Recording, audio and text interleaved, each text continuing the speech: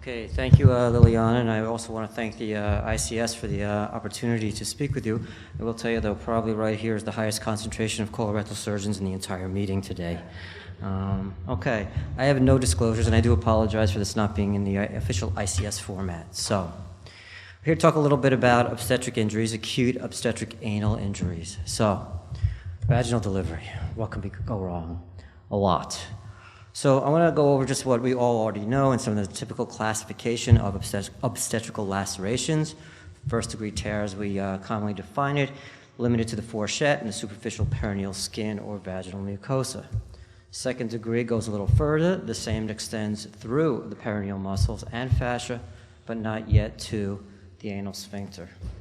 This is where we start to get into a little worrisome trouble, the third-degree tear, which now extends through the fourchette, vaginal mucosa, perineal muscles, and now we've torn the sphincter. And of course, lastly, the fourth-degree laceration, which we've torn into the rectum. And that is really kind of what we're all classically taught, and these schematics kind of or cartoons show that. However, it's really not that simple, because as someone alluded to earlier, the anatomy of the anal canal and the sphincter complex is not straightforward. As colorectal surgeons, we typically divide the anal canal into what we call an upper anal canal, the mid-anal canal, and the distal anal canal. And that's largely because the anatomy is different at each of these levels. And when you tear, you really have to have an understanding of where you've torn so you know what layers or muscles to look for to repair. So classically, at the upper anal canal, we have the levator muscles. We don't yet really have an internal anal sphincter. What we have is the longitudinal muscle of the rectum, which does go down at the mid-anal canal to form the internal anal sphincter. And at the mid-anal canal, this is what we classically see, the external sphincter and the internal sphincter. But if we go a little more distally, the internal sphincter doesn't come down as distally in the anal canal as the external sphincter. In fact, this intersphincteric groove is an important landmark for many of the things that we do as colorectal surgeons within the anus and the anal canal. But at this level, if you tear just here, all you will have is an external anal sphincter. And we see this quite readily when we examine the anal canal endosonographically. And so this is an endoanal ultrasound, just to orient you for those who aren't familiar. This is anterior, this is posterior, this is right, oops, this is left. Let me just go back. So this here is the upper anal canal, and you see a nice levator sling, but you don't see the classic anatomy of the internal and external anal sphincter. This, however, is a more classic, thing that we think, representation. When we traditionally think about the anal canal, we have this mixed echo density forming around the anal canal. By the way, the big black in the center is where the probe is in the anal canal. And this hypoechoic line that goes around is the internal anal sphincter. And then distally, again, no representation of the internal anal sphincter because it's not there. So you have a thick, mixed echo-dense structure. So you really need to know the anatomy of the sphincter complex, the anatomy of the distal sphincter, such that when a woman does tear and you're about to repair them, where she tore and what layers you're looking for.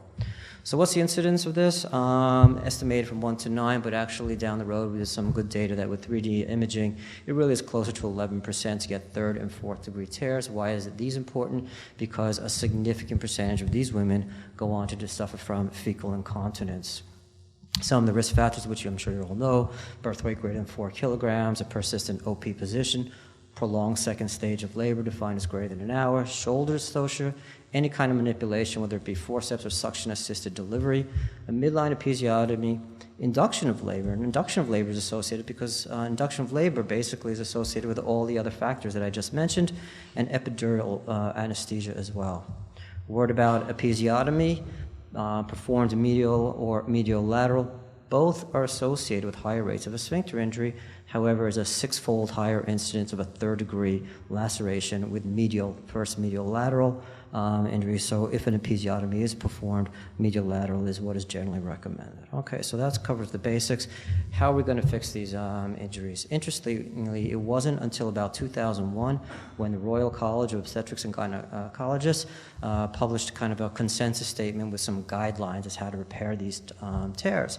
And first and foremost, you need a physician who's experienced in the sphincter repair. Should be done in an OR. You need good light, you need appropriate relaxation.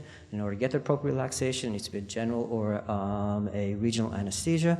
They recommended IV antibiotics, just one perioperative dose, and of course the layers need to be identified and repaired separately. But again, you need to know where you tore to know what you're looking for.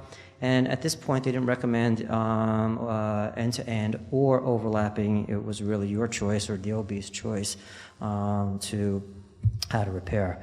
I'll say the bias in the colorectal world that we do an overlapping sphincteroplasty. And the other thing we do is we typically make a curvilinear incision in the perineum and we close it in a VY fashion to restore or expand the perineal body. So how do we, what's best? What's the best method of repairing these, end-to-end or overlapping? There are really only two good studies, and these were two randomized control studies, one in 2005 reported by Garcia, not big numbers, but they found, they had actually a small follow-up on 26 of 41 patients. They found no difference in anal incontinence physical exam, or what they did was transvaginal ultrasonography. Fernando and other, they had two endpoints. They looked at 12 months, and there's a 24% incidence in the end-to-end group of incontinence versus 0 in the overlapping group. They looked a little further down, though, but during the 12 months, 16% of the patients in the end-to-end group reported deterioration of the symptoms versus nobody in the overlapping. So their recommendation was that overlapping sphincter repair is superior to end-to-end. But to be clear, these are the only two randomized control trials. So what are the long-term results of overlapping sphincteroplasty? Again, two retrospective studies appear in the literature, and these are women who did not have their repair immediate postpartum or peripartum. These were women who were incontinent 3 to 4 months postpartum and then underwent a overlapping sphincteroplasty. Maloof et al. Reported on their patients that were a minimum of 5 years status post-sphincter repair. 42 were continent of solid liquid stool 15 months post-repair, but a significant percentage of them actually became totally incontinent, and they realized that, or at least their conclusions were that long-term results deteriorate with time.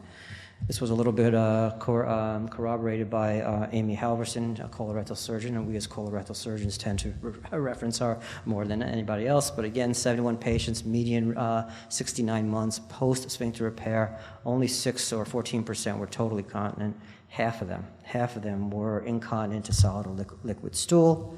And so, again, she had the same conclusion that over time, the results of an overlapping sphincteroplasty do deteriorate. All right, so who should repair these? Okay, who should repair these? There was one observational, really kind of a survey study that I was able to find, and the conclusion was that it was the delivering obstetrician. They found that the consultant obstetricians had the greatest experience in the acute repair, the tear that happens at the time of delivery, with 47% of the OBs doing more than 5 per year versus 10% of colorectal surgeons. But again, this was a survey study. When should these injuries be prepared? This is a really good study, Nornstem. It's a randomized control study, and they looked at immediate repair, time delivery, versus delayed repair, which they considered 8 to 12 hours postpartum. They had 87 in each group. So the study design was a midwife typically delivered the baby, and if a first or second degree tear was present, the midwife repaired it. Third or fourth, they called in the obstetrician on call, and if it was a patient was randomized, if it was immediate repair, then it was performed by an OB who was part of the study team. If it was a delayed repair, 8 to 12 hours later, then it was repaired by either one of 3 OBs or one of 3 colorectal surgeons who were part of the study team. And the main outcome measure was anal continence, and it was by the valid and pescatory score.